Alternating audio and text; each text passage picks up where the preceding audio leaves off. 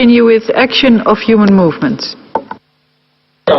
Le Conseil des droits de l'homme des Nations Unies devrait insister pour que les auteurs d'abus soient tenus responsables de leurs actes. Le gouvernement du Sri Lanka mène une campagne agressive visant à anéantir le territoire des Tamouls dans le nord et l'est du Sri Lanka après le Mouli-Baïkal.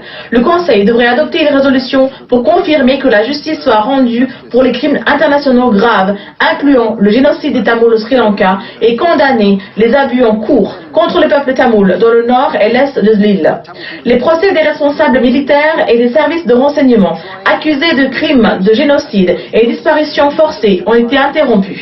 Les atrocités commises par les forces de sécurité gouvernementales pendant la guerre civile de près de 3 décennies au Sri Lanka, qui a pris fin en mai 2009, en perpétuant ainsi un génocide contre le peuple tamoul, ont été bien documentées par l'ONU, les médias et les organisations de défense des droits humains nationaux et internationaux. Le rapport du groupe d'examen interne du secrétaire général sur l'action des Nations Unies au Sri Lanka, dirigé par Charles Petrie, a révélé les échecs systématiques de l'organisation pour aider à protéger les civils dans les derniers mois de la guerre civile.